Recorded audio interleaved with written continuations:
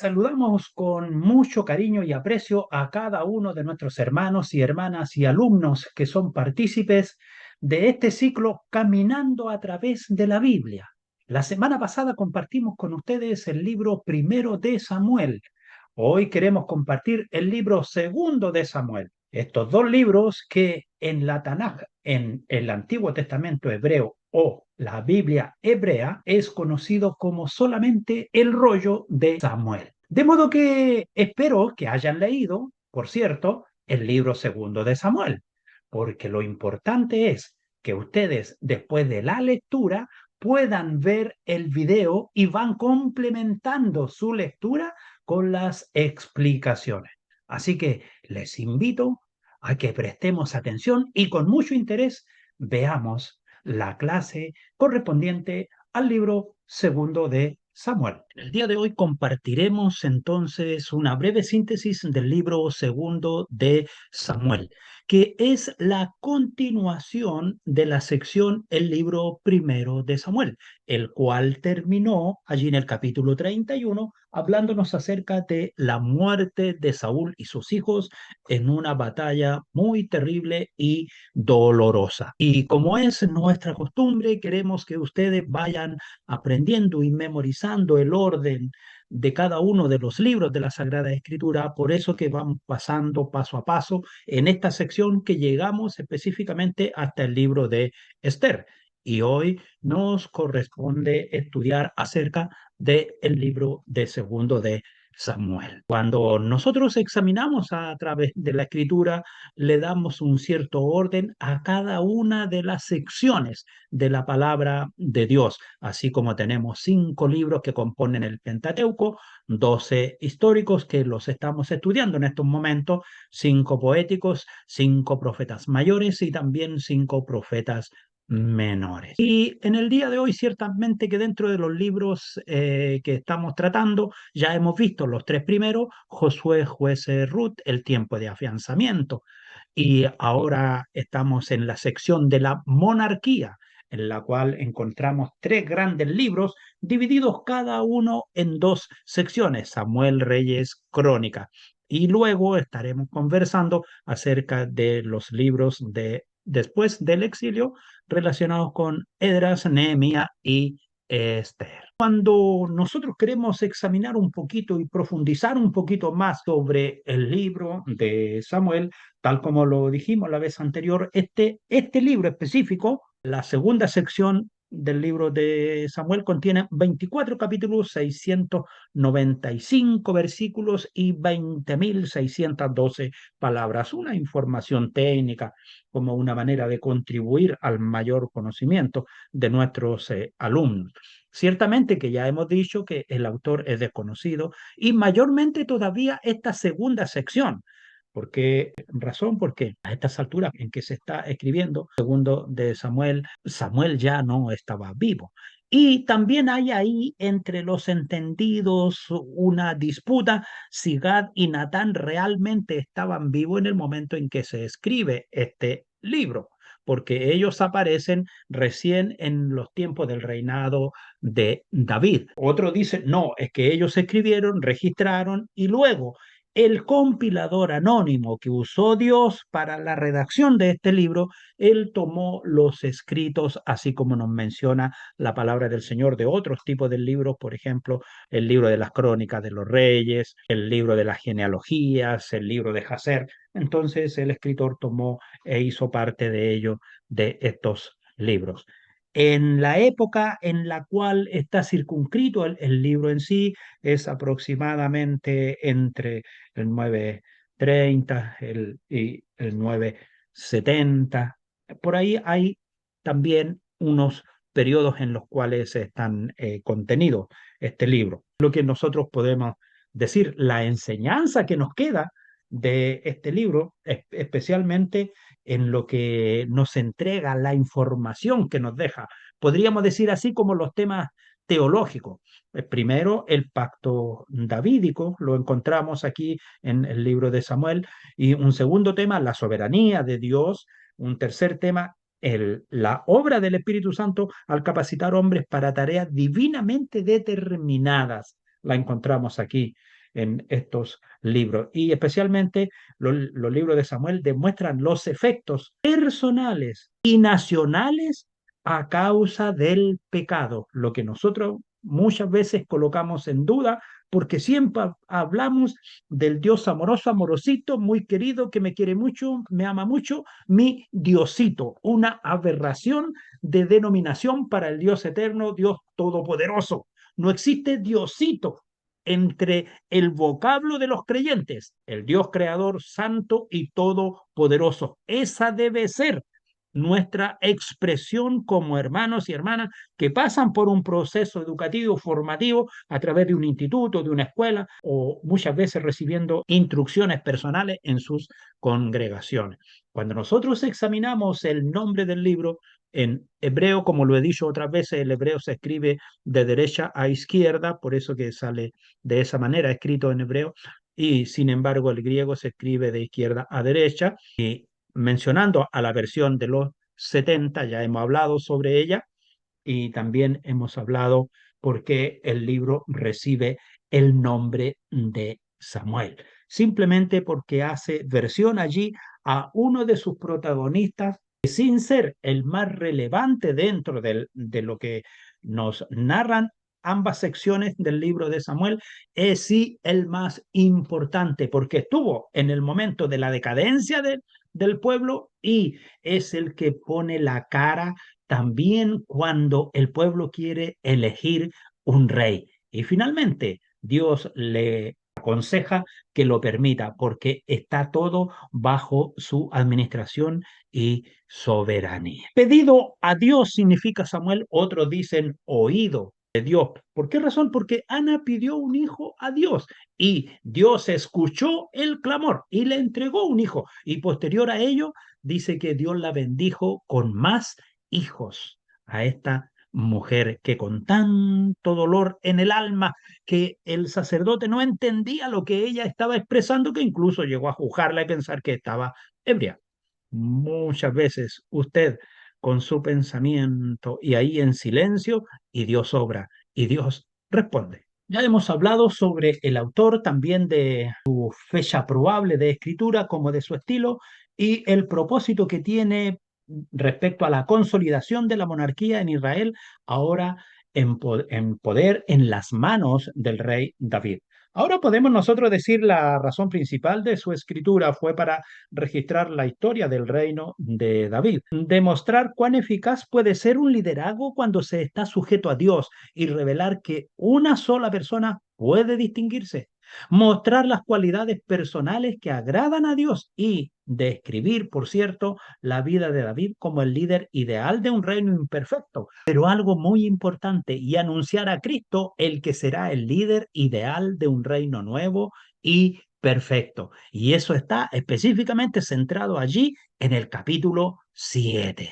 Ahora tenemos una panorámica con los años y con quienes fueron sus protagonistas en el caso de el Reino Unido. Tenemos a Saúl en el primer periodo y ahora en esta sección de segundo de Samuel tenemos a David tal como está mostrado ahí con rojo y luego en el libro siguiente que será Primero de Reyes tendremos a Salomón. A continuación tenemos una breve descripción de las divisiones que contiene el libro segundo de Samuel de acuerdo a nuestro texto de referencia. Tiene cuatro subdivisiones específicas. Del capítulo 1 al 4 nos habla acerca del reinado de David en Judá y del capítulo 5 al 10 nos habla que David reina en Israel. Por qué hay esta diferencia? Porque primero empezó David tomando el reino desde Hebrón y luego después de 7 años entonces tomó el reino general cuando sometió a algunos grupos subversivos que quedaron leales a la muerte de Saúl y cuando ya todos estuvieron en un mismo acuerdo, entonces gobernó a todo Israel.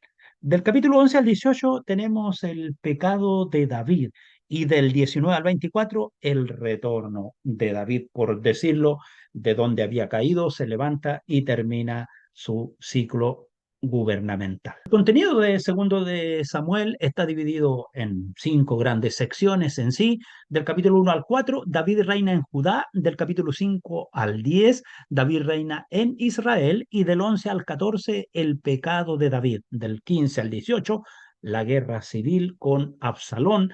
Y del 19 al 24, el ocaso del reino de David. Ahora tenemos una breve introducción respecto a la situación de cómo llegó David a convertirse en rey y por qué no prosiguió Saúl por más tiempo. Entrar a las subdivisiones del libro de Samuel, nosotros tenemos la profecía que le da Samuel a Saúl y le dice, lo que has hecho es una locura. No obedeciste lo que el Señor te ordenó hacer. Si hubieras obedecido, el Señor habría confirmado para siempre tu reinado sobre Israel. Tu reinado no durará mucho. El Señor ha buscado un hombre que actúe conforme a él le agrada y ya lo ha escogido para que reine sobre su pueblo, ya que tú no pudiste obedecer lo que él te mandó. Y lo que dice aquí el capítulo 13 de primero de Samuel, porque esa es la referencia que estamos usando para esta introducción, ya se lo había advertido antes.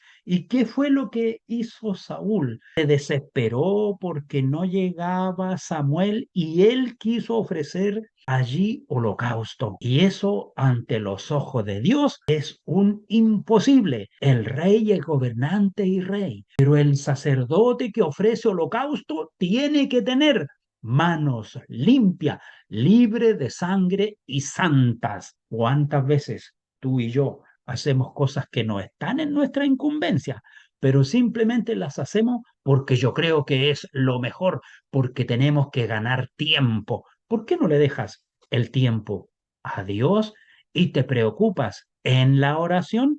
La primera parte contiene del capítulo 1 al 4, en el cual habla que David es hecho rey en Judá. Luego se suscita una guerra entre la casa de David y los que quedaron partidarios de Saúl.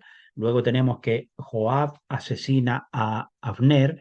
Isboset, hijo de Saúl, es asesinado. David se consolida como rey en Judá. Vamos entonces a ir examinando brevemente cada uno de estos subtítulos. Al enterarse de la muerte de Saúl y Jonatán, David le compone una canción, que es lo que nosotros vemos en la endecha que está aquí en el capítulo 1 del versículo 17 en adelante. En el capítulo 1 en sí está cuando David se entera sobre la muerte de Saúl y lo lamenta, y a tal punto que la persona que le llevó la noticia, que fue un amalecita, y él por dársela de héroe, dijo que él le había dado la última estocada, y cuando David sabe que él es amalecita, ordena que lo maten, porque la verdad es que no había sido así como había muerto Saúl en batalla. Ahora, en el capítulo 2 nosotros encontramos que David allí es proclamado rey en Judá. Después de esto aconteció que David, dice el versículo 1 del capítulo 2, consultó a Jehová diciendo, ¿subiré a alguna de las ciudades de Judá? Y Jehová le respondió, sube. David volvió a decir, ¿a dónde subiré? Y él le dijo a Hebrón. David subió allá y con él sus 2 mujeres, Ainoán, jezreelita, y Abigail, la que fue mujer de Nabal, el de Carmel. Y por cierto que llegaron allí a aquel lugar y luego, cuando se establece allí, ¿qué es lo que sucede? David allí se torna una guerra, una pugna, una lucha entre la gente de David y la gente de Saúl. Por un lado tenemos a Abner, un nombre que va a ser muy recurrente en nuestro texto. Él era general de Saúl. Y por otro lado tenemos a Joab, Abisai y Asael, dice que eran hijos de Sarvia. ¿Quién era Sarvia? Una hermana de David. Entonces, entre estos ambos bandos, entre los que eran encabezados por Abner de la línea del difunto Saúl y los que eran encabezados por Joab de partidarios de David, se torna allí una lucha y hasta que finalmente logran entre los soldados de David y los soldados de Saúl llegar allí a un acuerdo. Y luego menciona en este mismo capítulo 2 los hijos que le nacieron allí a David en Hebrón para luego finalmente terminar desde el versículo 6 del capítulo 3 en adelante con una alianza, con un pacto, con un buen trato entre el general de Saúl, que era Abner, con David allí en Hebrón. Y por cierto que se reconoce todo el reino desde Dan hasta Beerseba. Recordemos siempre, de acuerdo a nuestras clases de geografía bíblica, que la ciudad de Dan estaba arriba sobre Damasco, lo que se llamaba antiguamente la ciudad de Laís. Y Beerseba es la última ciudad importante en la parte sur y todo ese territorio llegó a estar bajo el control de David en su reino. Luego encontramos aquí en este mismo capítulo 3 también una situación que complicó bastante a la vida de Saúl. ¿Y qué fue? Cuando matan a Abner. ¿Y quién lo buscó la manera de matarlo? Fue Joab. Es decir, estamos hablando de el sobrino de David, que era el general de sus fuerzas. Allí urdió una manera de cómo quitarle la vida a Abner, el general representante de los soldados que todavía luchaban en contra de David, pertenecientes a la lealtad de Saúl.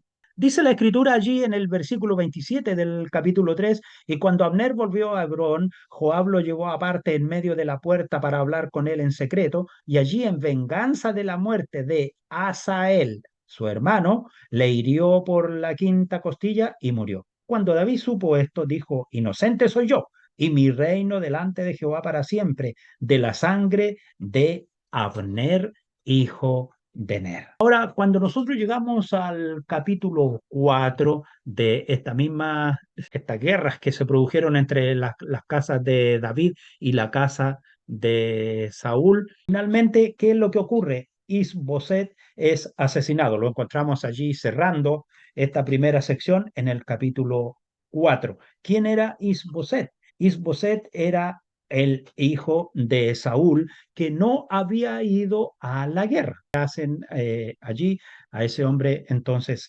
traman la manera de cómo quitarle la vida. David nunca buscó venganza contra los descendientes de Saúl, porque no era ese su fin. ¿Por qué razón? Porque en el libro primero de Samuel encontramos que allí Saúl le dice que si algún día él no está, que haga misericordia con su casa. Por eso que David no es él el que propugna cortarle la cabeza a los descendientes de Saúl. Pero siempre hay otras personas que están interviniendo y están sacando a aquella gente del camino que evidentemente le permite a David mantener un reino tranquilo y en paz. Evidentemente que David no estuvo de acuerdo con el trato cobarde con el cual se asesinó a Isboset, porque no tuvo ninguna posibilidad de defenderse y por lo tanto él lamenta no solo la situación de Isboset, sino que la de Abner también, y por cierto que el pueblo aprecia ese gesto de parte de David. En la segunda sección del capítulo 5 al 10 vemos el Reino Unido, el arca extraída a Jerusalén, el pacto de Dios con David, las victorias militares, la bondad de David hacia Mefiboset y también David se consolida como rey en todo Israel. El capítulo 5, lo primero que nos señala es que David es proclamado rey en Israel.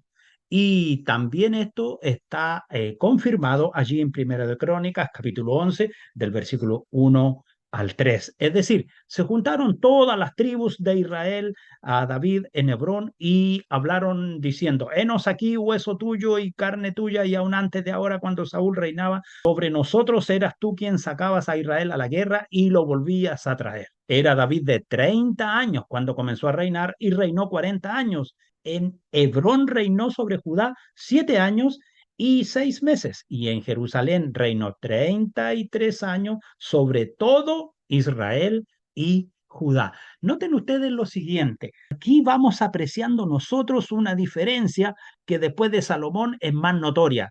Menciona sobre Israel y Judá. Es decir, ya está dando un aviso que esto va a terminar dividido. Viene aquí una situación después en el mismo capítulo 5 cuando David toma Jerusalén. Ahora, nosotros podemos pensar y decir, oye, pero si esto ya había ocurrido mucho antes, en los tiempos de Josué habían tomado, los de Judá, cuando conquistan Judá, ellos habían tomado Jerusalén. Sí, pero muchas veces las cosas se hacen y quedan ahí abandonadas y viene entonces el enemigo y toma posesión de ellos. Cuando ve la casa barrida, como dice la palabra del Señor, vuelven 7 espíritus ahí más poderosos y toman posesión de ellos. Eso había ocurrido. En los tiempos de la conquista habían sacado de allí a los jebuseos, pero como no quedó allí una mayor custodia, una mayor fuerza, seguramente se repobló y cuando ahora David es rey sobre todo el territorio, porque tampoco dice que Saúl se preocupó de sacar a los jebuseos de allí de Jebús, de lo que después fue Jerusalén. Así que sí lo hace David y toma la fortaleza. Y aquí hay algo interesante que señala que después pesó y dice el versículo 8, dijo David aquel día, todo el que hiera a los jebuseos suba por el canal y hiera a los cojos y ciegos aborrecidos del alma de David.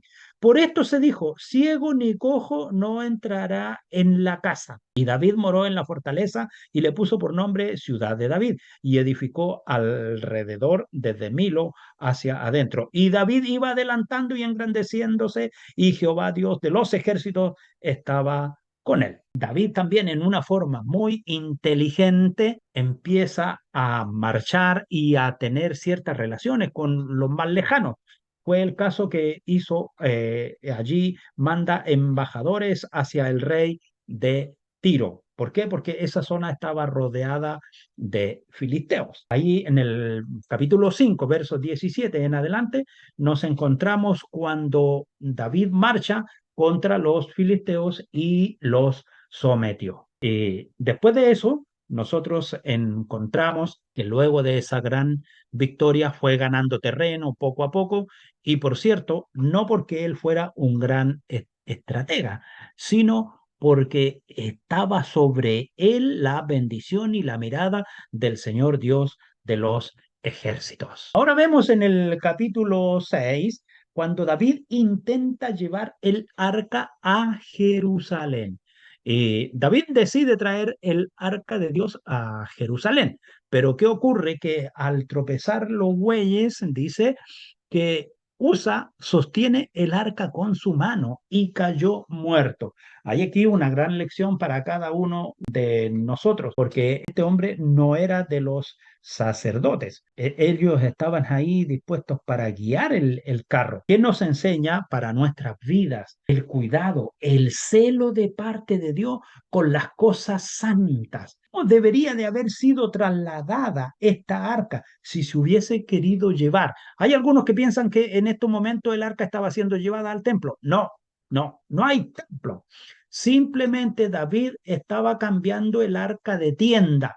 Quería que se sacara del lugar donde estaba allí en Gabaón y fuera trasladada a un lugar que habían preparado allí en Jerusalén. Pero en ningún momento es el templo, porque el templo viene después, en los tiempos de el rey Salomón. Después encontramos que el arca es llevada a Jerusalén, allí a partir del versículo 12 del mismo capítulo 6. Y podemos leer, dice, fue dado aviso al rey David diciendo, Jehová ha bendecido la casa de Obededón, porque se quedó allí en la casa de Obededón por 3 meses, y todo lo que tiene a causa del arca de Dios. Entonces David fue y llevó con alegría el arca de Dios de la casa de Obededón a la ciudad de David. Y cuando los que llevaban el arca de Dios habían andado 6 pasos, él sacrificó un buey y un carnero engordado, y David danzaba con toda su fuerza delante de Jehová, y estaba David vestido con un efod de lino. Vemos ahora cómo fue la acción de llevar el arca no fue como había ocurrido anteriormente. A veces nosotros pensamos, es cierto, la vida moderna, amados hermanos, es cierto, muy cierto. El auto, el aire acondicionado, todo, muy cierto, muy cierto. Nada que discutir en eso. Pero hemos mirado alguna vez cuando tenemos que hacer las cosas como Dios realmente tiene dispuesto que lo hagamos. Se olvidaron de los bueyes, se olvidaron de la carreta y cargaron. Los que tenían que cargar el arca, ellos la llevaron. Y se produjo una alegría enorme. Nosotros podemos recapacitar y decir, hubo varios errores. No debieron transportarla de esa manera.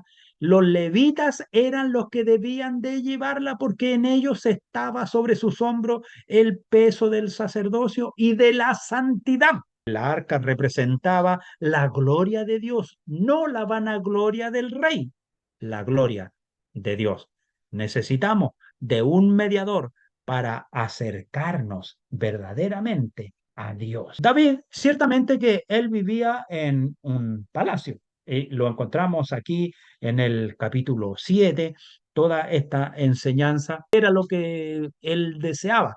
Bueno, y desea construir casa para Dios. Él empezó a pensar allí y dijo, bueno, ¿cómo yo habito? Dijo el rey, hablando allí con el profeta Natán, ya que el rey habitaba en su casa, estamos hablando del capítulo 7 verso 1, después que Jehová le había dado reposo de todos sus enemigos en derredor, dijo el rey al profeta Natán, mira, ahora yo habito en casa de cedro y el arca de Dios está entre cortinas. El cedro era una de las maderas más nobles de ese tiempo. Es como hablar aquí en nuestro país del alerce o de las hermosas maderas nativas sureñas. Y Natán dijo al rey, anda y haz todo lo que está en tu corazón, porque Jehová está contigo. Y aquella noche que vino palabra de Jehová a Natán diciendo, ve y di a mi siervo David, así ha dicho Jehová, ¿tú me has de edificar casa en que yo more? Ciertamente no he habitado en casas desde el día en que saqué a los hijos de Israel de Egipto hasta hoy, sino que he andado en tienda y en tabernáculo. Ahora dice el versículo 8, así dirás a mi siervo David, así ha dicho Jehová de los ejércitos, yo te tomé del redil detrás de las ovejas para que fuese príncipe sobre mi pueblo, sobre Israel, y he estado contigo en todo cuanto has andado. Además, yo fijaré lugar a mi pueblo Israel y lo plantaré para que habite en su lugar, y nunca más sea removido, ni los inicuos le aflijan más como al principio. Pero ¿qué es lo que le dice? Y cumplido tus días, versículo 12, sean y duermas con tus padres, yo levantaré después de ti uno de tu linaje, el cual procederá de tus entrañas, y afirmaré su reino. Él edificará casa a mi nombre, y yo afirmaré para siempre el reino, el trono de su reino. Yo afirmaré para siempre el trono de su reino. Y esa expresión, yo afirmaré para siempre el trono de su reino, está hablando ni más ni menos de una proyección, hablando acerca de nuestro Señor Jesucristo. Los reinos terrenales son pasajeros, pero el reino de Cristo eterno y permanente. Aquí es donde nosotros encontramos este hermoso pacto que hace Dios con David. Este fue el momento en que David recibió lo que nosotros conocemos como el pacto mesiánico de parte de Dios.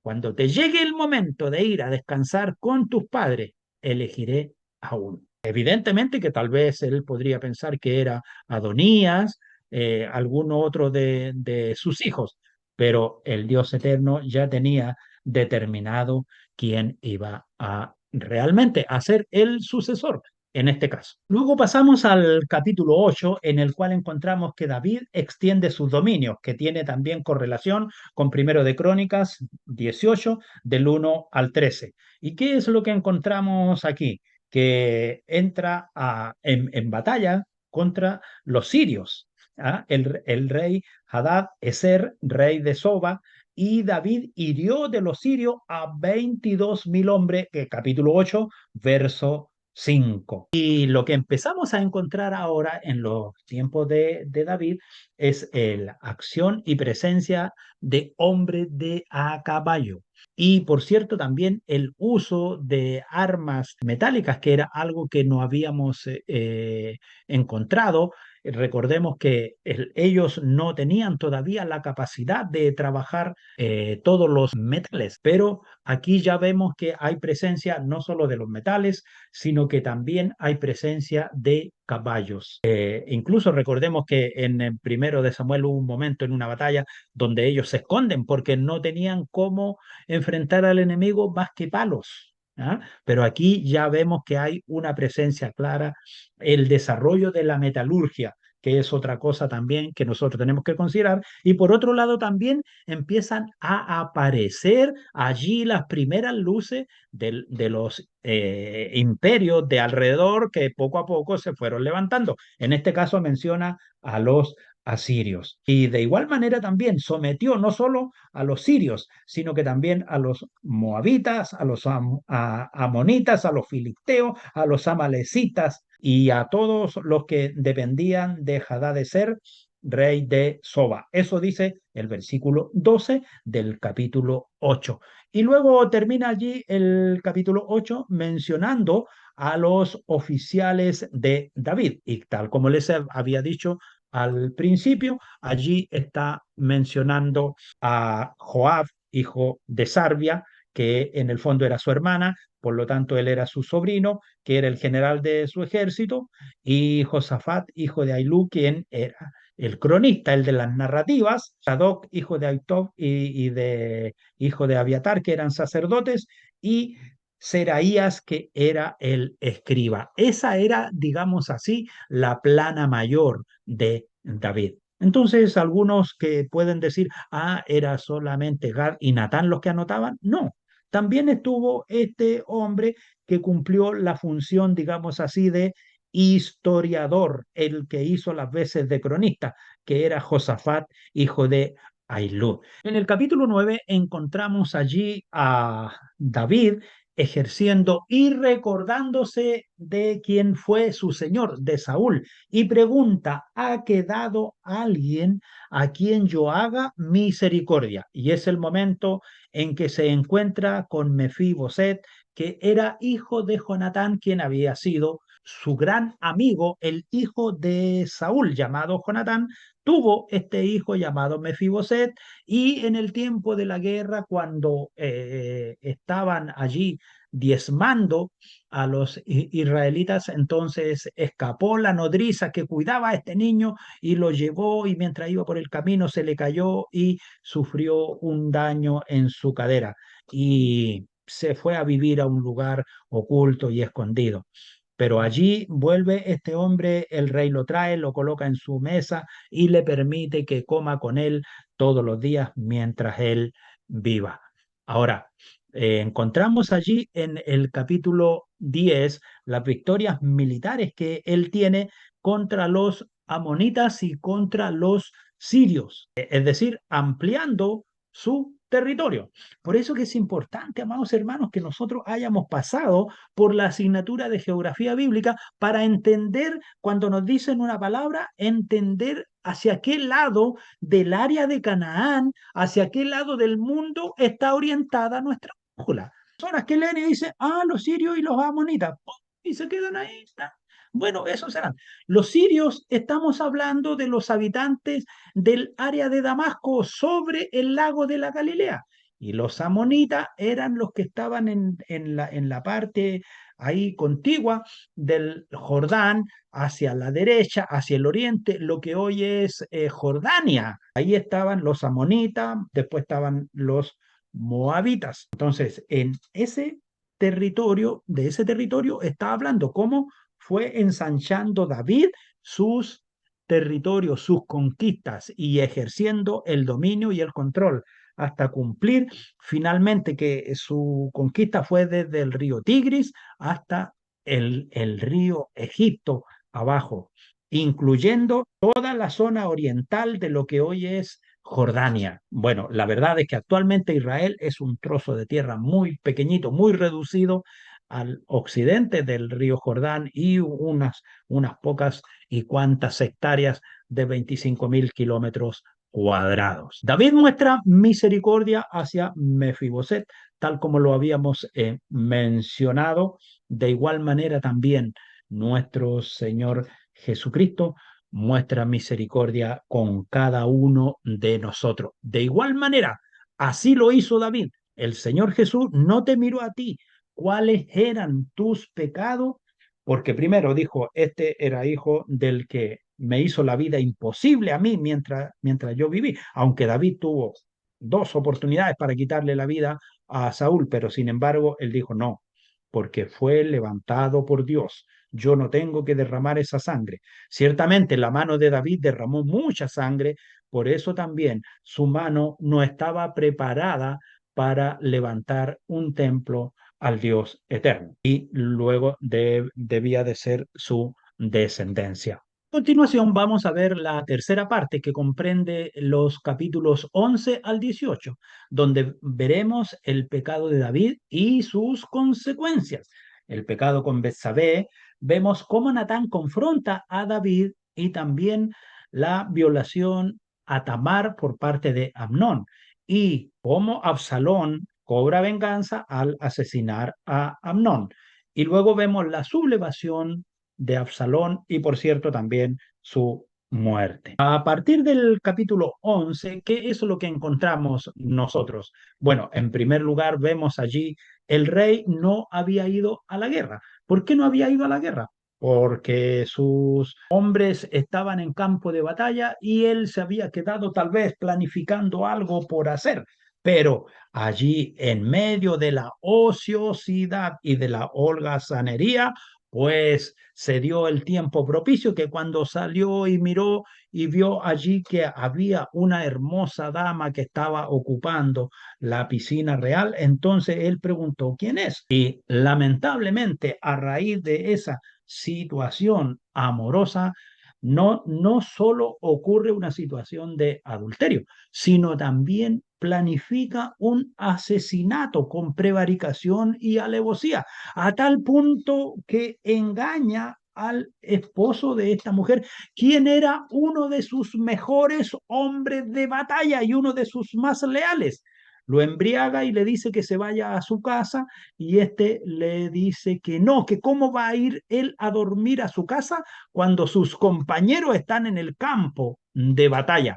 ¿Cuál era el problema de fondo? Betsabé ya estaba embarazada. Entonces él, como una manera de ocultar esa situación, dijo, entonces así, paso libre, pero no fue así. Y finalmente, ¿qué urde? Le da orden y le da instrucciones a uno de sus soldados que estaban allí, envía un mensaje. Y este hombre tan fiel y leal, ni siquiera se le ocurre abrirlo, sino que lo lleva en su manito como se lo entregaron y se lo entrega allí al hombre que tenía al frente de la campaña de la guerra. ¿Y quién era? Su sobrino, Joab. Venida la mañana escribió David a Joab una carta, la cual envió por mano de quién? De Urías. ¿Cómo encuentran ustedes eso? Justo el hombre que va a morir lleva su propia sentencia en forma inocente, sin saberlo. Y estas son las cosas, amados hermanos, que nosotros en este tiempo no las podemos dejar pasar.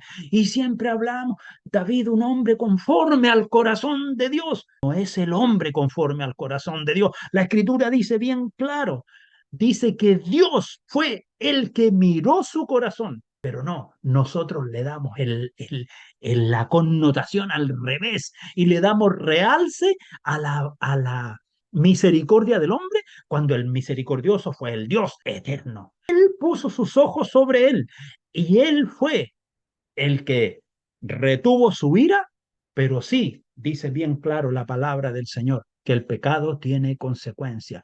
Y lo mismo que él hizo, lo recibió en carne propia, porque después, así como él urdió esta trama de adulterio a escondida, pues después también fue dicho para él que sería hecho con sus mujeres en forma pública y a ojo de todo el mundo. ¡Qué vergüenza para un rey saber que estaban abusando de sus propias mujeres! Una burla, una risa. Amados oyentes, amigos, hermanos, alumnos, no pensemos que lo que hacemos en secreto va a quedar escondido, porque el Dios eterno lo va a sacar a la luz. Y como muchas veces lo decimos y lo repetimos, lo que el hombre sembrare, eso va a cegar. Nada le va a impedir que ello no ocurra.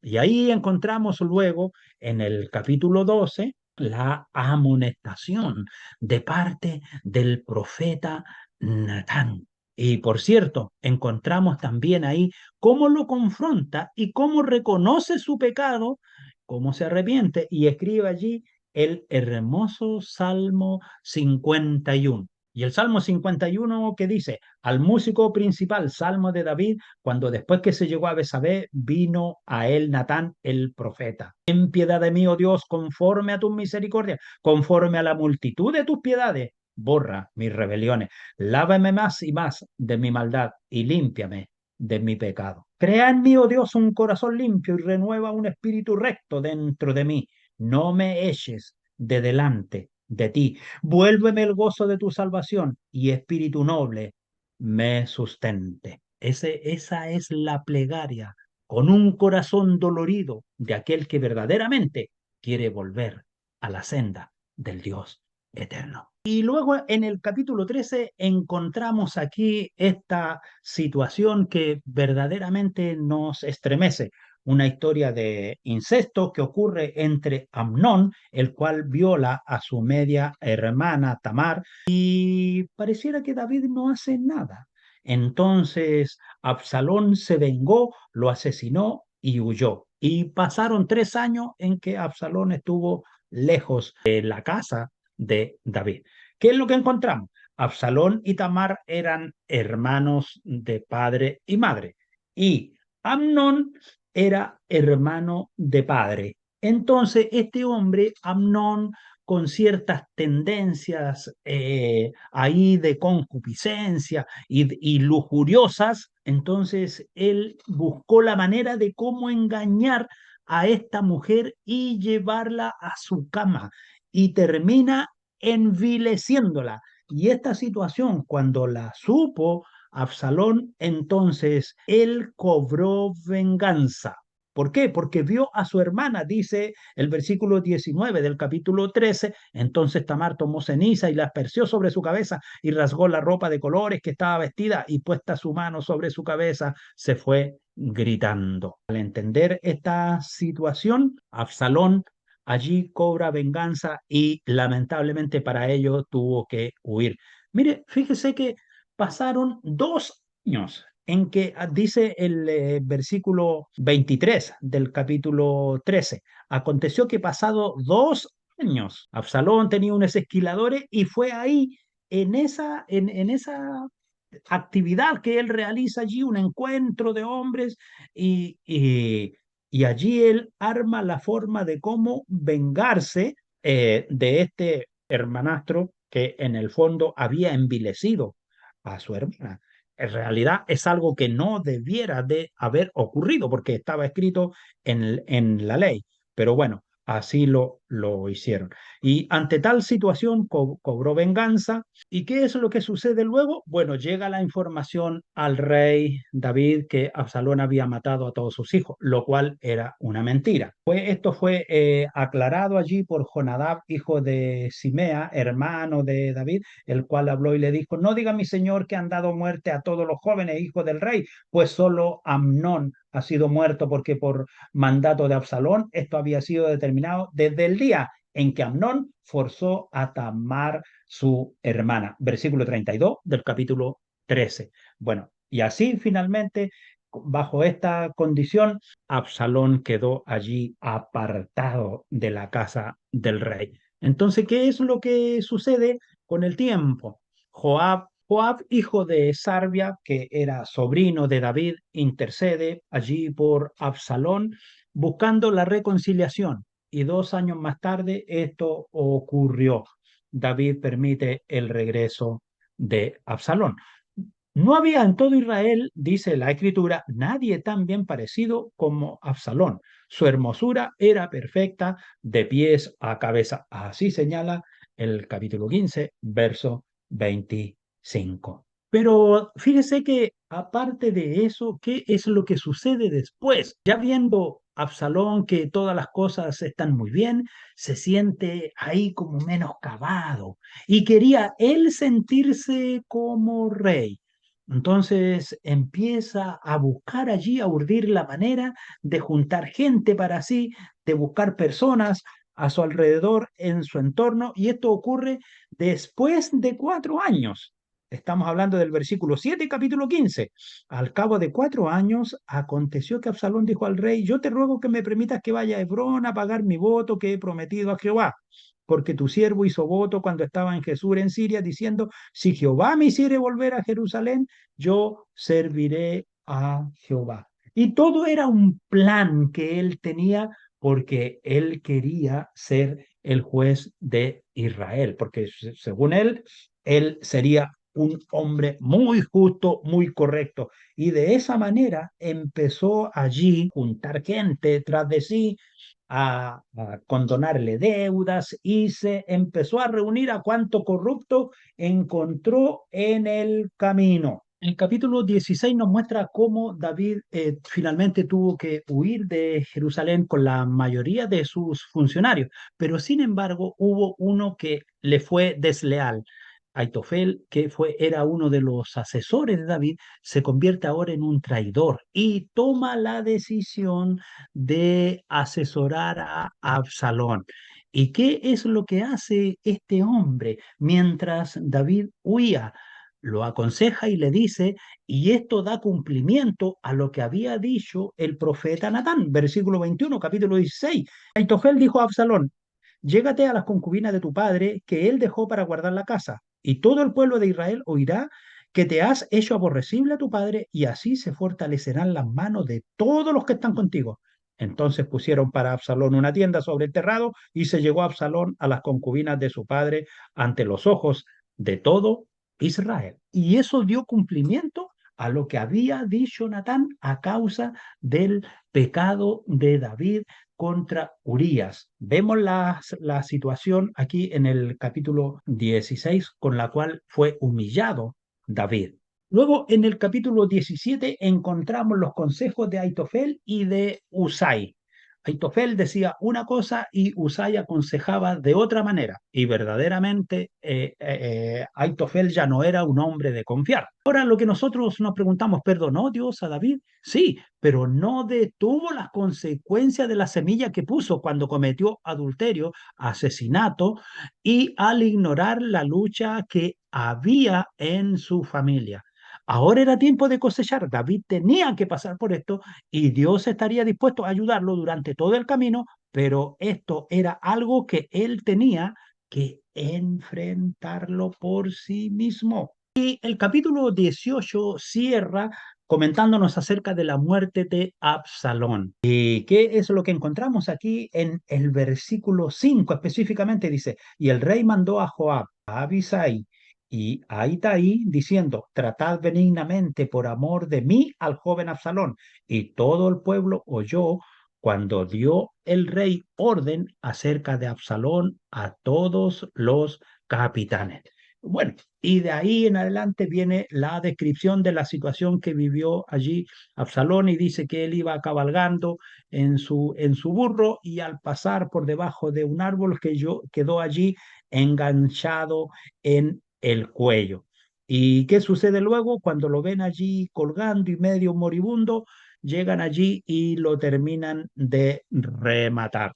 Cuando David se entera de esta situación, verdaderamente para él fue muy doloroso, porque no solo termina así uno de sus hijos, sino que también este consejero llamado Aitofel, quien finalmente termina suicidándose. Y aparte de eso, 20.000 personas también murieron. Ese fue un día muy triste a causa de la negligencia de David y el ego de Absalón. ¿Qué es lo que termina diciendo finalmente el capítulo 18 en los últimos versículos? Entonces el rey se turbó y subió a la sala de la puerta y lloró, y yendo decía así: hijo mío Absalón, ¿quién me diera que muriera yo en lugar de ti?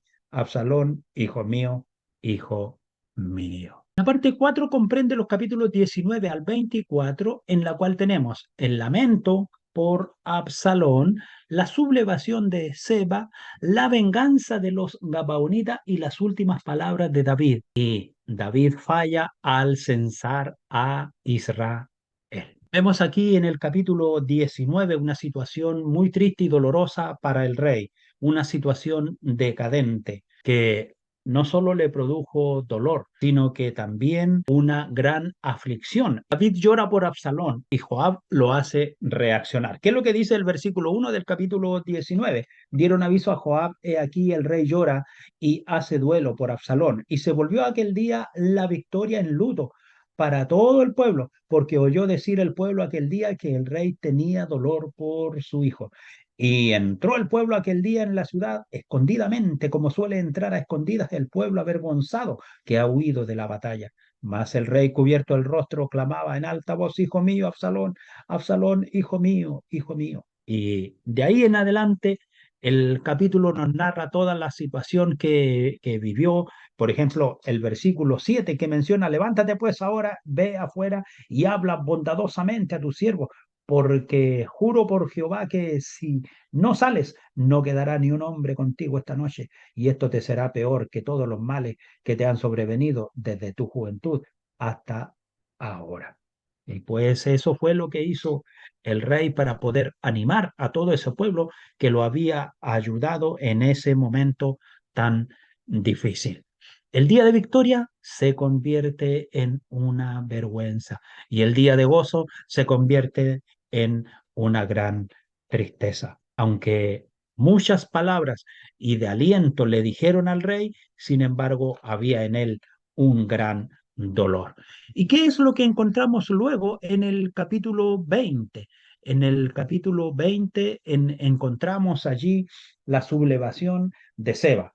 Dice el versículo 1, dice que había allí un hombre que se llamaba Seba, que era hijo de Bicri, hombre de Benjamín, el cual tocó la trompeta y dijo, no tenemos nosotros parte en David, ni heredad con el hijo de Isaí, cada uno a su tienda. ¿Y qué ocurre? Aquí se produce una situación ahí de desunión. O sea, este hombre aprovechó la debilidad psicológica del rey para urdir una división dentro del reino. Sin embargo, no pasó más allá de esta situación. Ahora, ¿cómo se solucionó esta situación de la sublevación de Seba? Dice que le persiguió Joab y su hermano Abisaí y fueron en persecución de Seba, hijo de Bicri. Y llegaron a una ciudad, la cual ellos tenían allí rodeada, y verdaderamente iban a destruir toda la ciudad. Pero dice que llegó allí, dice el versículo 16, entonces una mujer sabia dio voces en la ciudad diciendo, oíd, oíd, esto ruego que digáis a Joab que venga acá para que yo hable con él. Y esta mujer habló con la gente de la ciudad y ellos verdaderamente hicieron justicia y ellos fueron los que entregaron la cabeza de Seba y la arrojaron por el muro. Luego vemos allí en el capítulo 21 también la venganza de los Gabaonitas. ¿Qué ocurre aquí? Esta es una situación muy curiosa. En los tiempos de Josué le habían perdonado la vida a los Gabaonitas y ahora en los tiempos de Saúl, Saúl había matado a algunos Gabaonitas. Entonces ahora los Gabaonitas vienen buscando venganza. Y el rey encuentra que esto es justo, porque un pacto es un trato con Dios y es irrevocable. No cambia, porque es Dios quien pone la firma en ese pacto. Y por esa situación verdaderamente ocurrió algo lamentable en Israel a causa de que el rey dispone que se devuelva la honra a los Gabaonitas. Luego encontramos allí en el capítulo 22 el cántico de liberación de David. Señor, tú eres mi roca y mi fortaleza, eres mi libertador. Dios mío, tú eres mi fuerza, en ti confío, eres mi escudo, mi poderosa salvación, mi alto refugio, me salva de la violencia, te invoco, Señor, porque solo tú eres digno de alabanza. El capítulo 22 del versículo 2 al 4, pero todo el capítulo es un cántico y encontramos allí, por cierto, en el capítulo 23, las últimas palabras del rey David. Y como lo menciona el capítulo, dice, estas son las palabras postreras de David. Dijo David, hijo de Isaí, dijo aquel varón que fue levantado en alto, el ungido del Dios de Jacob, el dulce cantor de Israel. Y ahí viene lo que dice David finalmente en el capítulo 23. Y luego en el mismo capítulo 23 también se menciona allí y hace una descripción de los valientes de David. Y finalmente, ¿qué es lo que encontramos ahí dentro de la vida de David? El capítulo 24, el ocaso, cuando el hombre en el término de su reinado encuentra que tiene que darse cuenta para decirle al resto del mundo lo poderoso que él es. ¿Y qué es lo que hace? Censa al pueblo. ¿Y qué es lo que ocurre? Dice el versículo 11 del capítulo 24. Dice, y por la mañana cuando David se hubo levantado, vino palabra de Jehová al profeta Gad, vidente de David, diciendo, ve y di a David, así ha dicho Jehová, tres cosas te ofrezco, tú escogerás una de ellas para que yo la haga. Vino pues Gad a David y se lo hizo saber y le dijo, ¿quieres que te vengan 7 años de hambre en tu tierra, o no huyes 3 meses delante de tus enemigos y que ellos te persigan, o que 3 días haya peste en tu tierra? Piensa ahora y mira, ¿qué responderé al que me ha enviado? Entonces David dijo a Gad, en gran angustia estoy, caigamos ahora en mano de Jehová, porque sus misericordias son muchas, mas no caiga yo en mano de los hombres. Y Jehová envió la peste sobre Israel desde la mañana hasta el tiempo señalado, y murieron del pueblo desde Dan hasta Beerseba 70.000 hombres. La seguridad de Israel era Dios y no el número de sus hombres para la batalla. David falló allí. La palabra de Dios nos muestra a un hombre común igual a nosotros. David no era perfecto, pero era un hombre que en su humildad miraba y buscaba el rostro del Dios eterno. Jesús es nuestro mediador, nos hace aceptos ante Dios y con Él esté usted seguro que lo tenemos todo. Y de esta manera damos término a la presente clase en la cual compartimos una breve síntesis del libro segundo de Samuel.